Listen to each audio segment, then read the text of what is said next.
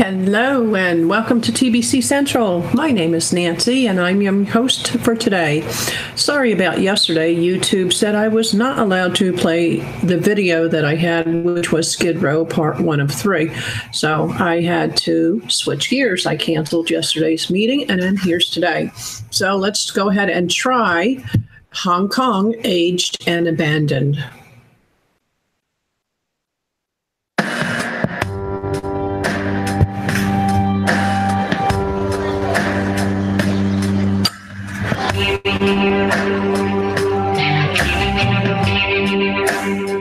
Respect for elders and their wisdom is a time-honored tradition in many Eastern societies.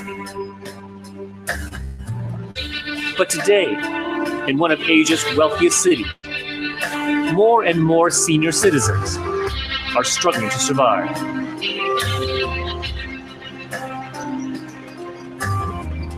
I'm Steve Chow. On this episode of 101 East, we travel to Hong Kong to investigate why so many of its elderly are being left behind.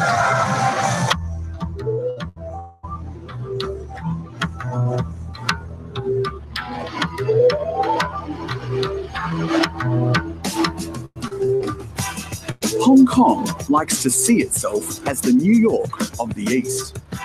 This dynamic metropolis of 7 million people never sleeps. Neither do the many elderly who work all hours of the day to keep this city ticking.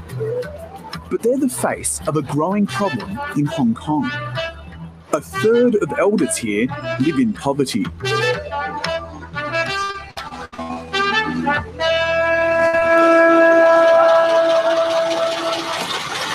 One of them is this 66-year-old grandmother. 紫皮冇得執啊，有時啊搶㗎，你霸住就執㗎。 Pawpaw, or grandma, is among the thousands of rubbish collectors working on Hong Kong streets. Most people retire at her age, but she can't slow down. 唔夠生活就咁日執夜執㗎嘛，有啲唔瞓得半夜就出嚟執啊，咁所以冇得執乜滯，有時。 有啲鋪頭撞到個開貨，咁有得掉出嚟咪有得執咯先。So, do you want me to give you a hand? 唔使啊，我自己來啊，我自己就得啊。Okay then, all right, I won't. Are you sure? 係啊，我自己就得啊。Okay, all right. From back alleys to the business districts, no one takes a second glance at these elderly workers. They avoid strangers and fear talking about their lives will bring shame to their families. 嗱，嗰啲又執紙皮，嗰啲有得執，周圍冇執啊姐啊！ It's hard to enter their world or even keep up with these old timers.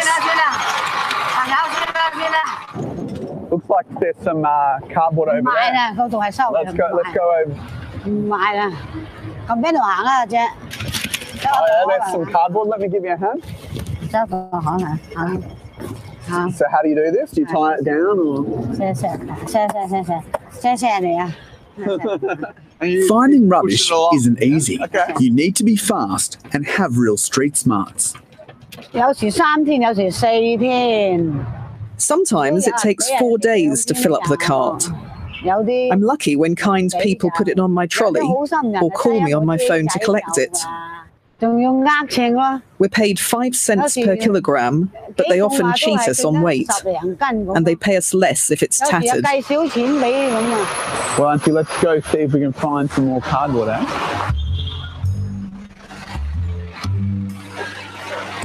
Competition is fierce here. Pawpaw lives in Hong Kong's poorest neighbourhood. 我哋深水埗咧，多數都係嗰啲低收入者。 同埋嗰啲新來港嘅人，即係冇乜積蓄咯。Life in this neighbourhood revolves around an old gritty street market. Here the elderly hawk trinkets or donated goods. Others survive by scavenging in bins. This is a really common sight around the poor neighbourhoods of Hong Kong, and it's really disheartening to watch. It makes you think, where's the government and where are their families?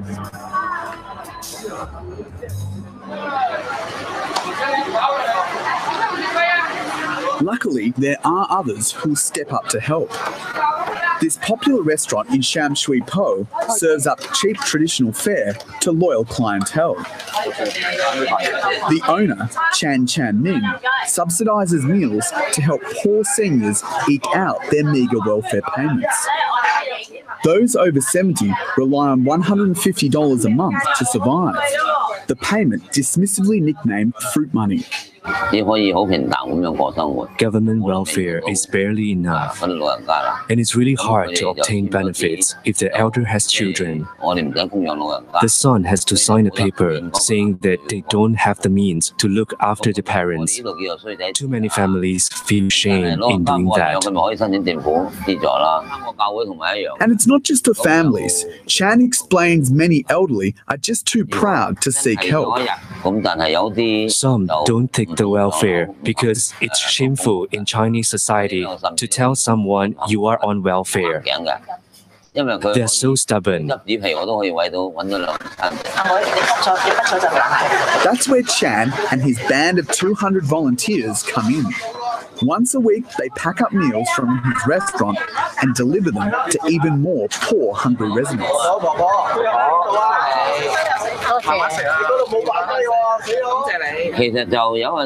The government, they don't know what's happening, but we do. They are not at the front line to see what's going on, to find out the needs of the poor. They don't get the real picture.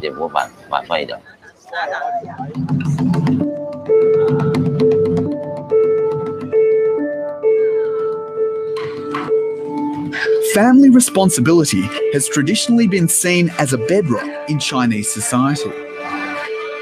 But life for families is getting tough in this cutthroat city where the cost of living keeps rising.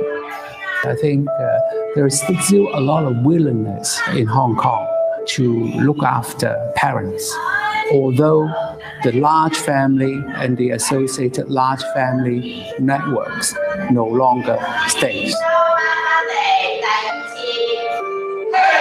Dr. Kim Mak is the chairman of the Hong Kong Society of the Aged. A lot of families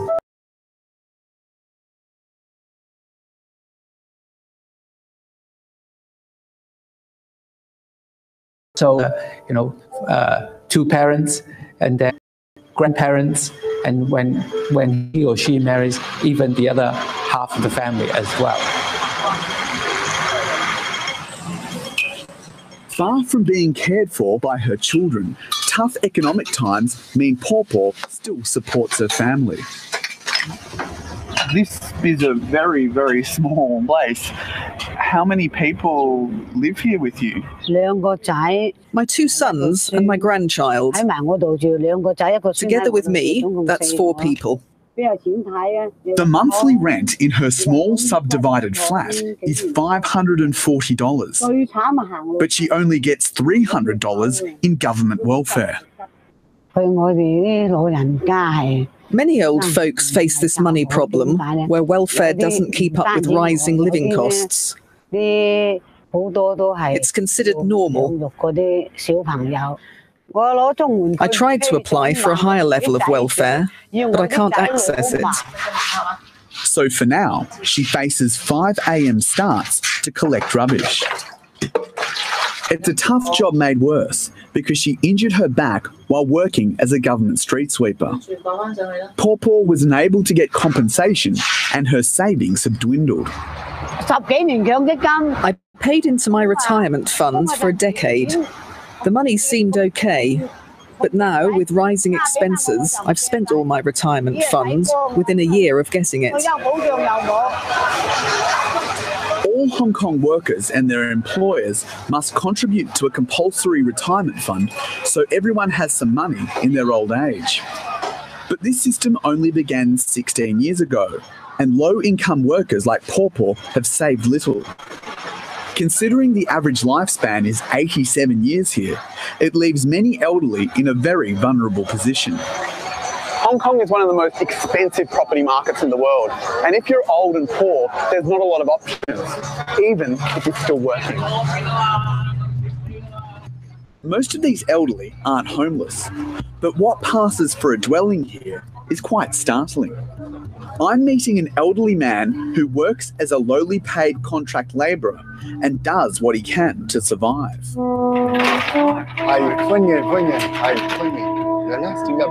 Lam Wai Ko lives in a small apartment that's been subdivided into even smaller rooms to cram more people in. He first shows me his friend's room. 10 people live here with Lam. Each have a tiny room like this one, and all share an equally tiny shower and kitchen. We have to adjust each other's schedule because so many people are staying here. The space is too tight. We can't all cook together. I usually eat very late. How do residents cope? This is what I do. I'll exercise. You don't need a lot of space, so this is what I do. I'm not sure I could ever get used to living in such cramped conditions, but Lam, it seems, is used to much worse. This room is very small, but my space is even smaller. So please, come with me. Let me show you my room. Let's have a look. There's my door, up there. My space is up there. You come on up and see. One step, 2 steps, 3 steps, like that, okay?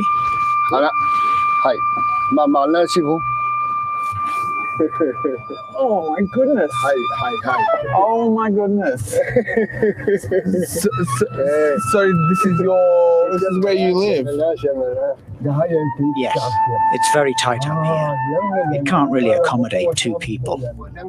In Hong Kong, this space is crudely called a coffin home. A few minutes up in this attic makes me claustrophobic, but Lam has endured these conditions for a decade. With his son and wife, he moved here from China 10 years ago because they wanted a slice of Hong Kong's prosperity. But when the struggle got tough, Lam's wife left him, and now his son rarely visits. When my son was 8, he told me this room has no TV, no radio. Back then, it didn't even have a fan. He said it was like a prison cell. Even though he was so young, he knew what this place was. I felt really embarrassed. But although life inside here may not be easy, at least it's better than sleeping by the road. Lam only has 3 days off work a month, so he says he doesn't need much space. You just bear it. When you're on a low income, you have to choose between eating better meals or having a bigger space. I don't care about nice clothes.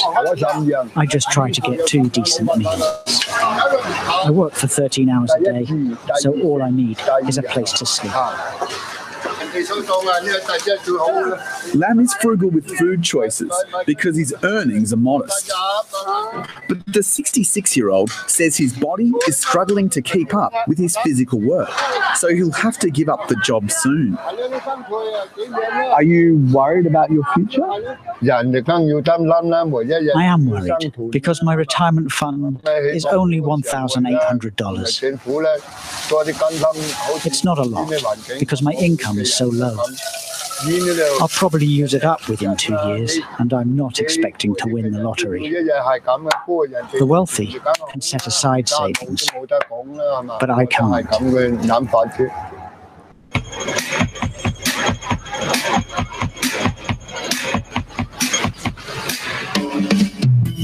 Hong Kong has saved over $400 billion in a sovereign wealth fund. This is the world's top finance hub, where the number of multimillionaires keeps rising. So it's no wonder there are more Rolls-Royce per capita here than anywhere else in the world. Yet despite this pot of gold, Hong Kong has struggled to introduce a more generous pension scheme. So why are so many elderly citizens left to struggle in poverty? Is it greed, a lack of money, or indifference? I've talked to some of the very rich people in Hong Kong about this. I think they always believe that these group of old people, they really deserve this kind of poverty because they have not prepared for their old age. I'm meeting Nelson Chow Win Sun, who is a leading professor specialising in social welfare. Last year, Nelson was the chief architect behind a proposal to give every elderly resident a monthly pension of $380. It's triple of what they are getting at the moment. I think they make a difference for this about 300,000 elderly people. While the government would fund most of his plan, Nelson recommended citizens donate some of their retirement funds and businesses pay an additional 1% income tax. Do you think the government has enough money to provide this universal pension? I'm sure our government is the richest government in the world. I think the government have the money for it. Whether we are prepared to pay for it is another thing, but I'm sure we have the money. But Nelson's proposal was controversial. The city-state government quickly dismissed his recommendations, and he's now joined the ranks of the retired. Basically, it's a question of ideology because they think the scheme is too socialist. And they argue that Hong Kong is a capitalist society, and they would think that the universal pension would turn Hong Kong into a welfare society. Hong Kong's politicians can ignore such solutions, but poverty is not disappearing anytime soon. Dominic Lee is a newly elected young voice from a right-wing party that is against a universal pension. I believe that Hong Kong is heading towards the direction of the welfare state. Resources should not be just a handout, should not be an entitlement. People have to be accountable for themselves, for their own family.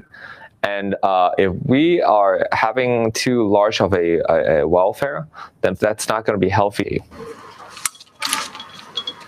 Educated in the US, Dominic is the son of entrepreneurs who built their family company here from scratch.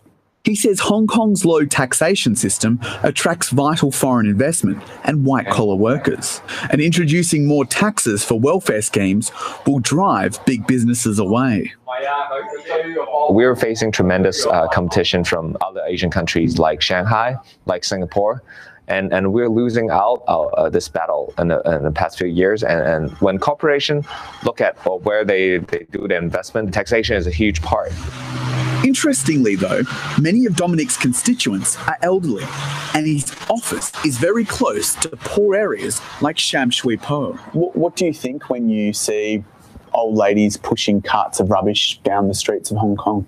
On a personal level, I'm very I sympathize with them a lot. I think the government needs to do things to help them. On the policy level, when we're making policies, we got to be careful that we don't let personal emotions get in the way of making good judgment, because resources that are used to help one person is resource that could be used to help other people. But Hong Kong's future leaders are facing what's been dubbed the silver tsunami. The ageing population is living longer, but the workforce will start to shrink from next year. That means more families under pressure, more welfare required for old people, and more examples of elderly poverty on Hong Kong's streets. If you think about it, very soon there will be one person about 65 in every 3 people. So if you expect a younger person to look after somebody about 60, 65, there's just not enough people to go around. Dr. Mack says that Hong Kong is short of doctors and nursing homes for the elderly. Because of the fast growth of elderly population, we find that we cannot build elderly homes fast enough. Every year we add a certain number of beds, but there are actually more people waiting than there are additional beds. So the waiting list is 3.5 years, and could be a bit longer for certain people with special needs. The sad reality is that most elderly have to fend for themselves. For an 82-year-old, Mak Shui Gun is quite the athlete. She plays basketball some mornings to combat high blood pressure. Oh, so why do you like basketball? Why not Tai Chi like the other ladies? Because you don't have to learn how to play ball. Tai Chi you have to study, and I'm too old. I'm a bit dumb now to learn new things. For me, it's not playing ball, it's just exercise. It's not basketball. Take it away. Whoa! Staying fit matters because she's the primary carer for her husband of 60 years.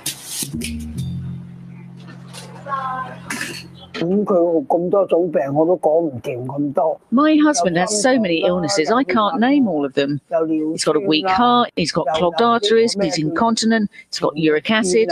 The doctor says he's just too old for operations, just leave it. We old people don't have any hope except for looking after ourselves. If I can't look after myself, then it's bye-bye.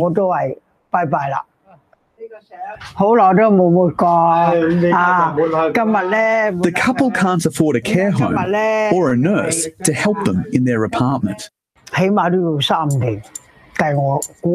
Some people die before they get a bed in a nursing home. Hiring someone is expensive too. And people need to visit you frequently in nursing homes, otherwise you just rot and die. From their teens till their 70s, they worked hard their whole lives in the same factory. It's where they fell in love. They saved a little nest egg in that time, but being thrifty has meant they now don't qualify for welfare. Despite contributing to Hong Kong's success, they don't expect much. We paid our taxes, we made our contribution. When we first arrived in Hong Kong, this place was just a mouldy little mountain. We have a relationship with our government like a mother and son. Mother is boss, and if the mother says don't walk, you just sit. The government's policy is like this. You can't really force them to change. But there are many of their peers who think they can make a difference. They may be old, they may be poor, but they still have a voice. And with 1 million Hong Kong residents over 65, that voice is getting louder. I think they will not take to the street, as far as I know. They would express their anger in a different way. I think there will be a swift of the support of the elderly, from those who support the government to those who are against the government. That is a political consequence. I think the government must take into consideration.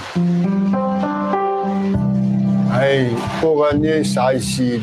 have no idea what will happen to me in the future. All the elderly hope for is to get assistance from the government. We need them to help us. I'm hoping the government will look into taking care of the elderly. I want them to give us some hope for our future lives. Today, for Lam Wai Ko, there's a glimmer of that hope. After years of living in a coffin home, he has finally been allocated a government flat. It's his birthday tomorrow, and it's an unexpected gift. Is this the best birthday present you could have hoped for? This is the happiest time since I moved to Hong Kong. I really wanted a government flat. Now I have room, I can buy bigger things like a washing machine. And when my son comes to visit, it will look like home. I'm grateful to the government, but I hope they'll speed up the process for other elderly so they can enjoy their twilight years. For now, Lam sees new possibilities, but 500,000 other elders continue their struggle on the streets of Hong Kong. Here, in one of the world's richest cities, life is far from perfect for those aged and abandoned.